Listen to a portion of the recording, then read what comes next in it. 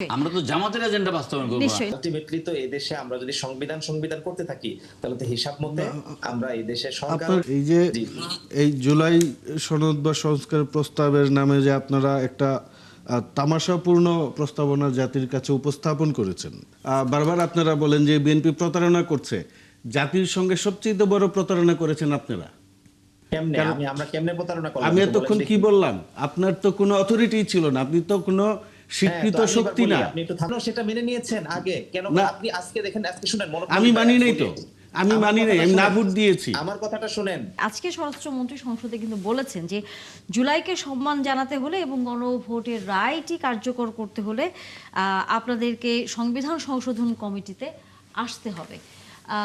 একটু বলবেন যে কেন আপনারা সংবিধান সংশোধন কমিটিতে থাকতে চাচ্ছেন না? দেখুন, আসলে হাসি পাচ্ছে, বিষয়টি এত বেশি আলোচিত হয়েছে, আসলে হাসিও পাচ্ছে একদিকে আর কষ্টও লাগছে আর কি। একই বিষয়ে এত বেশি কসলি আমার কাছে মনে হচ্ছে যে এটি আমাদেরকে তিক্ততার দিকে নিয়ে যাচ্ছে আর কি। এবং এই একই ধাঁচের বক্তব্য দিয়ে আলটিমেটলি কিন্তু ধীরে ধীরে বিএনপির নমনীয়তাও দেখা যাচ্ছে আর কি।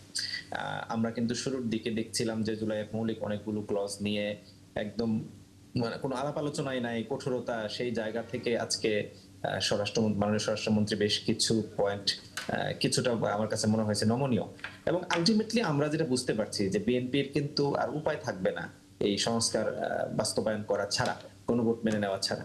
তো সেই জায়গাটাকে এত দেরি করে অযথা মানুষের মধ্যে একটি গণরোষ তৈরি করা, আবার আরেকটি বিস্ফোরণের অবস্থানে নিয়ে যাওয়ার তো কোনো দরকার দেখি না আমি।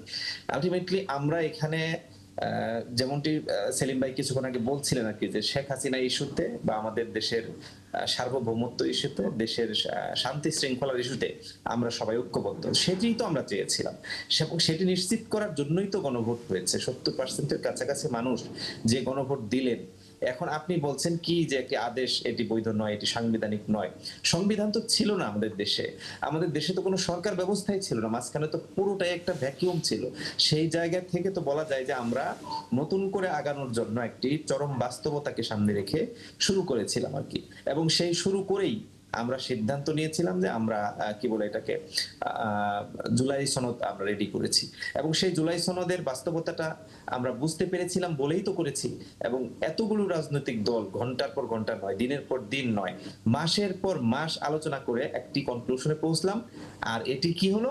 মাননীয় স্বরাষ্ট্রমন্ত্রী এবং বিএনপির বিভিন্ন পর্যায়ের নেতৃবৃন্দ বলেই দিয়েছেন যে এগুলো ছিল হলো যে তখন নির্বাচনকে ত্বরান্বিত করার স্বার্থে এগুলো একটি অংশ বিশেষ, আলোচনার অংশ বিশেষ। আমি সেটিকে আরো নেগেটিভ ভাষায়ও বলেছি, আজকে সেগুলো বলতে আমার লজ্জা লাগছে আর কি। আমি তো দুঃখ ভারাক্রান্ত হৃদয়ে আমি এই কথা বলতে বাধ্য হচ্ছি যে প্রতারণা করছে। দায়িত্বশীল ব্যক্তিরা যদি এরকম তুচ্ছ তাচ্ছিল্য করে জুলাইকে উপস্থাপন করেন, আমি আর কার কাছে যাব? তখন তো মানুষ বাধ্য হয়ে ওয়াকআউট করবে, মানুষ বাধ্য হয়ে রাজপথে আন্দোলন করবে, এবং সেই আন্দোলন রুখবার মতো কেউ থাকবে না কিন্তু আলটিমেটলি।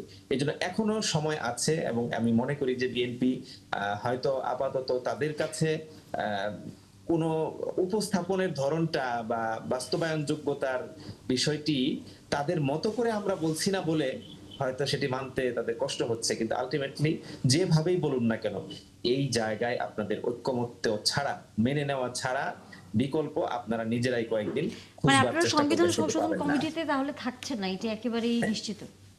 এখানে তো ক্লিয়ার বিষয়টি, আপনি তো উদ্দেশ্য এবং কি বলে বিধেয় সবকিছুই তো আপনি মাটি চাপা দিয়ে সামনের দিকে আগাতে চাচ্ছেন। সেই জায়গাটা তো আপনাকে ক্লিয়ার করতে হবে।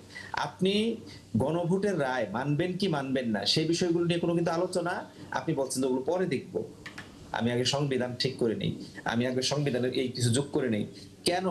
আমাদের মাননীয় বিরোধী দলের নেতা গতকালকে কিন্তু এটা বলেইছেনই যে আলটিমেটলি তো এই দেশে আমরা যদি সংবিধান করতে থাকি তাহলে তো হিসাব মতে আমরা এই দেশে সরকার। আপনার কাছে আমার আরেকটি প্রশ্ন আছে। এই যে এই জুলাই সনদ বা সংস্কার প্রস্তাবের নামে যে আপনারা একটা তামাশাপূর্ণ প্রস্তাবনা জাতির কাছে উপস্থাপন করেছেন, এবং সেইখানে 48টি সম্ভবত পয়েন্ট আছে সংবিধান সংস্কারের। এই প্রস্তাবটা আপনারা যখন তৈরি করেছেন, আপনারা নির্বাচিত ছিলেন না, আপনারা কেউই নির্বাচিত ছিলেন না, নির্বাচিত জনপ্রতিনিধি ছিলেন না, এবং এই গণভোটের সিদ্ধান্ত যারা নিয়েছে তারাও নির্বাচিত জনপ্রতিনিধি না। তাদেরকে আমরা একটা অন্তর্বর্তীকালীন সময়ের জন্য মেনে নিয়েছিলাম যে তারা একটা দ্রুত নির্বাচনের পরিস্থিতি তৈরি করবে এবং নির্বাচন দিয়ে চলে যাবে। এখন আমাদের এই যে সংবিধান বলেন, রাষ্ট্র সংস্কার বলেন, রাষ্ট্র মেরামত বলেন, আপনি এখন নির্বাচিত প্রতিনিধি আপনি করবেন। আপনি যতক্ষণ নির্বাচিত প্রতিনিধি ছিলেন না, আপনার প্রস্তাব, আমাকে তো ডাকা হয় নাই সংস্কার কমিশনে, ওনাকে ডাকা হয় নাই, তা আমাদের কি যোগ্যতা নাই? আপনার যোগ্যতা বেশি? আপনাকে এই অথরিটি কে দিয়েছে এই সংস্কার প্রস্তাব তৈরি করার? আপনারা তো নির্বাচনী পরিস্থিতি তৈরি করবেন। রাষ্ট্রে নাগরিক হচ্ছে সার্বভৌম, সরকার সার্বভৌম না। সরকারকে সার্বভৌমত্ব দেয় রাষ্ট্রের নাগরিকরা। আপনি যে পার্লামেন্টে গিয়েছেন, সেই পার্লামেন্টকে সার্বভৌমত্ব দিয়েছি আমি ভোট দিয়েছি বলে আপনি সার্বভৌম ক্ষমতা উপভোগ করছেন। এই যে আপনারা যে আমাদের সংস্কারের নামে যে একটা 48 পাতার ধরিয়ে দিয়েছেন, গণভোট, বিশাল বড় গণভোট ধরিয়ে দিয়েছেন, আমি তো এটা পড়ি নাই, আমি তো এটাকে মানি না, এটা তো লেজিটিমাইজ না। আপনাকে অথরিটি কে দিয়েছে? একটা অন্তর্বর্তী সরকার ইমার্জেন্সি, জরুরি ভিত্তিতে, আপনারা বিভিন্ন আইনের সংবিধানের প্যাচ টেস্ট দেখাইতে পারবেন, সেটা অসম্ভব কিছু না। এইটা নিয়ে আপনারা যেটা বিতর্ক করছেন এটা অহেতুক। আপনাদের এখন পার্লামেন্টে বসে ডিসাইড করা উচিত যে আপনারা কি কি সংস্কার করবেন। আপনি 48টা কেন 98টা জায়গায় পরিবর্তন আনেন, আপনাকে তো কেউ আটকাবে না, বিকজ আপনার সেই অথরিটি এখন আছে। 12 তারিখের আগে আপনার সেই অথরিটি ছিল না। প্রশ্নটা কি? প্রশ্নটা হচ্ছে আপনারা যেটা করছেন, আপনি যেটা বলছেন যে এই যে এটা বারবার আপনারা বলেন যে বিএনপি প্রতারণা করছে, জাতির সঙ্গে সবচেয়ে বড় প্রতারণা করেছেন আপনারা। কেমনে? আমরা কেমনে প্রতারণা করলাম? আমি এতক্ষণ কি বললাম? আপনার তো কোনো অথরিটি ছিল না, আপনি তো কোনো স্বীকৃত শক্তি না। আপনি একটু থামেন মারুফ ভাই, আপনি একটু থামেন। আপনি আপনার কথা ধরেই বলি যে আপনি তো বলেছেন যে পিপলস আর সার্বভৌম। ওকে ফাইন, পিপল সার্বভৌম তো 70% মানুষ তো ভোট দিয়েছে গণভোটে। এই গণভোটই তো আপনি লেজিটিমাইজ না। আপনি গণভোটের কেন সেটা মেনে নিয়েছেন আগে? কেন আপনি আজকে দেখেন, আজকে শুনেন, আমি মানি নাই তো, আমি মানি নাই, আমি না ভোট দিয়েছি। আমার কথাটা শুনেন, আমি তো না ভোট দিয়েছি, আমি তো গণভোট মানি নাই। আমি বলি, আজকে মাননীয় স্বরাষ্ট্রমন্ত্রী বলেছেন যে এই গণভোটের প্রস্তাবক তিনি। এই গণভোটের প্রস্তাবক স্বরাষ্ট্রমন্ত্রী, যখন স্বরাষ্ট্রমন্ত্রী ছিলেন না তখন। আপনি তাকে কেন প্রশ্নটা করছেন না? তিনি কেন এই ভুল তখন করলেন, এবং তিনি কেন জেনে শুনে এই ভুলটা করলেন? এবং তিনি একটা ভুল করেন নাই, অনেকগুলো ভুল করেছেন, তিনি এখন কেন এগুলো এসে বলছেন? তাহলে একটা এরকম দায়িত্বশীল জায়গা থেকে যখন কথাবার্তা এরকম অসংলগ্ন বলা হয়, তখন আপনি কি বলবেন? সেটা প্রতারণা বলবেন না? আর আপনি কি বলছেন এটা যে আমরা তখন কিছুই ছিলাম না? হ্যাঁ, কিছুই ছিলাম না, কিছুই থাকে না, তখন আমরা সবাই জনগণ ছিলাম। আপনি যেমন জনগণ ছিলেন, আমরাও তখন জনগণ ছিলাম, এবং তখন আমরা সবাই মিলেই ডিসিশনটা নিয়েছি। আর আপনি বলছেন যে কি, যে আমাকে কেন সেখানে ডাকা হয় নাই? না, আপনাকেও ডাকা হয়েছে, আপনার প্রতিনিধিকে ডাকা হয়েছে। এখানে প্রতিনিধিত্বশীল 33টি দল সেখানে অংশগ্রহণ করেছে। এখানে তো বলার সুযোগ নাই যে কেউ অংশগ্রহণ করে নাই, এবং এটির জন্য বিশ্লেষণমূলক নানান ধরনের ব্যক্তিবর্গকে সম্পৃক্ত করা হয়েছে। এখানে সবকিছু মিলিয়েই একটি কনসাইজ। আর কি বলেছেন যে আপনি সেটা এতগুলো ধারা আপনি বুঝেন নাই। আপনি কেন সেই মেজর জিয়াউর রহমান শহীদ প্রেসিডেন্ট, তার সময় যে গণভোট হয়েছে তখন কেন এই প্রশ্ন করেন নাই? এরপরে যে আরো গণভোট হয়েছে সেগুলো নিয়ে কেন প্রশ্ন করেন নাই? এই টাইপের অবান্তর কথা আমার কাছে মনে হচ্ছে যে মাননীয় স্বরাষ্ট্রমন্ত্রী সহ দায়িত্বশীল ব্যক্তিরা এই টাইপের কথা বলবেন, এটা আমাদের জন্য দুঃখজনক। এবং আপনিও যে সেটা সুর মিলাবেন, এটা আমার কাছে আমরা আমাদের সাথে আছেন সাদাত হোসেন সেলিম, তার কাছ থেকে যদি এই বিষয়টা বক্তব্য শুনি। না, দেখুন, এখানে প্রথম কথা হলো যে আমরা একটা গণ অভ্যুত্থানের মাধ্যমে একটা সরকার পরিবর্তন করেছি না। 5 তারিখে আমাদের গণ অভ্যুত্থানটা হয়েছে। গণ অভ্যুত্থানের পরে আমরা একটা সাংবিধানিক সরকারই প্রতিষ্ঠা করেছি, এবং সাংবিধানিক সরকার প্রতিষ্ঠা করতে গিয়ে সেই সময় আমরা ডক্টর ইউনূস সাহেবকে পছন্দ করেছি সরকার প্রধান হিসেবে। কিন্তু ওইখানে আমরা একটা বড় ধরনের ভুল করেছি, এবং ইতিহাসে একটা সাক্ষী দিবে, এটা একটা ঐতিহাসিক ভুল। কারণ আমরা বাংলাদেশের সবচেয়ে লোভী, বাংলাদেশের সবচাইতে আপনার আত্মকেন্দ্রিক, আপনার সবচেয়ে বড় ব্যবসায়ী, এবং এই লোকটাকে আমরা মানে সরকার প্রদান করেছি। সরকার প্রদান করার পরে তিনি তার মতো করে একটা মন্ত্রণালয়, একটা উপদেষ্টা মন্ডলী সাজিয়েছেন।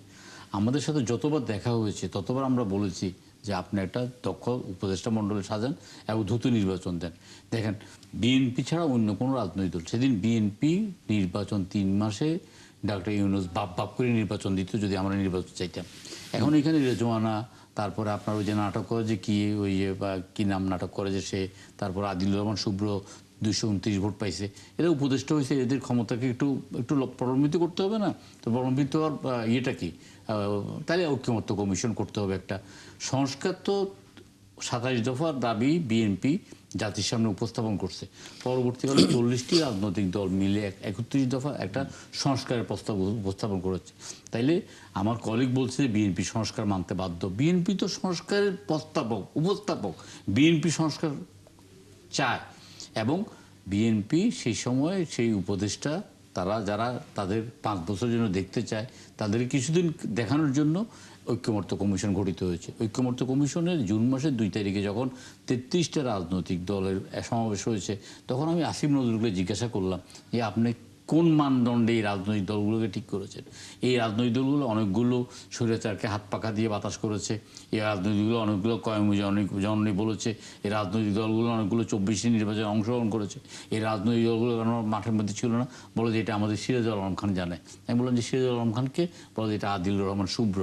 আদিলুর রহমান শুভ্র 33টি রাজনৈতিক দলকে মিলে আমরা জোট বা মিলে, এটার কোনো আইনগত ভিত্তি নেই, কিন্তু যেহেতু জন আকাঙ্ক্ষার প্রেক্ষিতে আমাদের একটা আলোচনা করতে হয়েছে।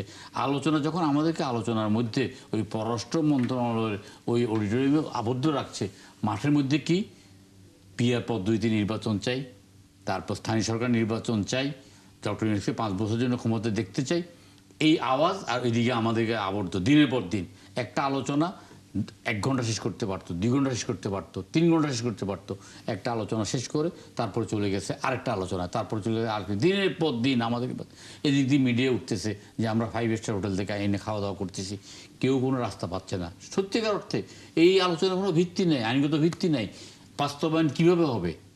তখন একে মতামত চাইছে, মতামতের মধ্যে গণভোটের প্রশ্নে 2-3টি রাজনৈতিক দল, জামাত ইসলাম গণভোট চায় নাই, এনসিপি গণভোট চায় নাই।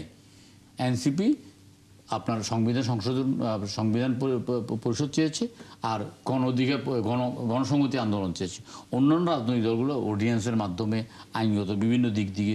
তখন গণভোট যে কথাটা যখন উঠছে, অধিকাংশ রাজনৈতিক দল বলেছে সংবিধানের মধ্যে গণভোটটা নাই। তখন কথা উঠেছে যে হ্যাঁ, সংবিধানের মধ্যে গণভোটটা নাই। তখন সালাউদ্দিন সাহেব, আমাদের সবচেয়ে চৌকস, বুদ্ধিমান, বুদ্ধিদীপ্ত রাজনৈতিক নেতা, তিনি বুঝতে পারছেন যে আমরা একটা পাতানো ফাঁদে পা দিচ্ছি। আমাদের একমাত্র উদ্দেশ্য হলো নির্বাচন, আমাদের নির্বাচন করলে আমরা নিরঙ্কুশ সংখ্যাগরিষ্ঠতা পাবো। তিনি সেই সময় তার সমস্ত মেধা এবং যোগ্যতার সাথে ব্যাপারটাকে মোকাবিলা করে জাতিকে নির্বাচনী ট্রেনে চড়িয়েছেন, নির্বাচনী ট্রেনকে তিনি মানে চালু করেছেন। যত জায়গায় গিয়ে নির্বাচনী ট্রেনটা থেমেছে, নির্বাচন হয়েছে, একটা সার্বভৌম সংসদ প্রতিষ্ঠা হয়েছে। এখন জামাতে ইসলাম সহ অন্য রাজনৈতিক দল এই 15 সদস্য বিশিষ্ট সংবিধান সংশোধন পরিষদে সংবিধান যে সংশোধন, এখানে আসতে বাধ্য, এর কোনো বিকল্প নাই। কারণ আমরা তো ভোট চেয়েছি জাতীয় সংসদের সদস্য হিসেবে নির্বাচন, উনিও ভোট চেয়েছে জাতীয় সংসদের সদস্য হিসেবে।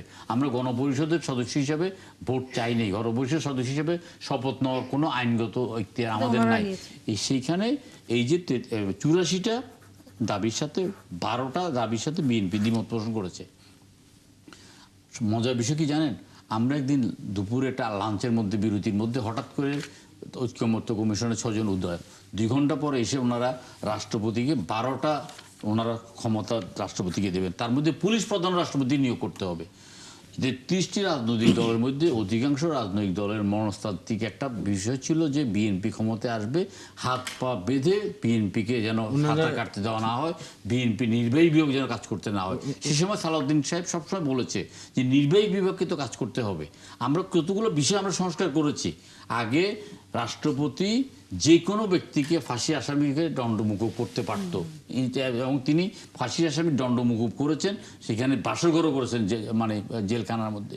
সেখানে আমরা একটা ক্রাইটেরিয়া করেছি, রাষ্ট্রপতি ইচ্ছা করলে যেই কোনো বিচারপতি, সদ্য নিয়োগপ্রাপ্ত একজন বিচারপতিকেও প্রধান বিচারপতি নিয়োগ করতে পারতেন। আমরা এখানে সংস্কার করেছি যে সিনিয়র মোস্ট বিচারপতিকে, সেখানে বিএনপি বলেছে যে কোনো কারণে সিনিয়র মোস্ট বিচারপতির যদি কোনো পদস্খলনের কোনো অভিযোগ থেকে থাকে, তাইলে আমরা দ্বিতীয় জনকে অপশন করব। দেখুন, এখানে বলা হয়েছে যে সরকার প্রধান এবং দলীয় প্রধান একজন হতে পারবে না। আমরা কি না একটা মিনিট, সরকার প্রধান এবং দলীয় প্রধান একজন হতে পারবে না, এটা একজন গণতান্ত্রিক অধিকার এবং নাগরিক অধিকার অধিকার এবং সাংবিধানিক অধিকারের উপর এটা হস্তক্ষেপ করা। আমরা তো বলছি না যে জামাতের আমির এবং বিরোধী দলের নেতা একজন হতে পারবেন না। আমরা তো বলছি না নাহিদ ইসলাম নিশ্চয়ই। আপনার দলের প্রধান এবং আপনার জিপি হতে পারবেন না। এটা এই কিছু কিছু প্রশ্নে আমাদের দ্বিমত আছে। এখন জামাতে এখানে যে আমরা স্বাক্ষর করেছি, আমরা একটা অঙ্গীকারনামা করেছি, 7 দফা একটা অঙ্গীকার করেছি। এই অঙ্গীকার আলোকে আমরা তো এখানে আমরা আমাদের অঙ্গীকারটা বাস্তবায়ন করব। আমরা তো এখানে অন্য কারো এজেন্ডা বাস্তবায়ন করবো না, আমরা তো জামাতের এজেন্ডা বাস্তবায়ন করবো না, আমরা তো এনসিপির এজেন্ডা বাস্তবায়ন করবো না।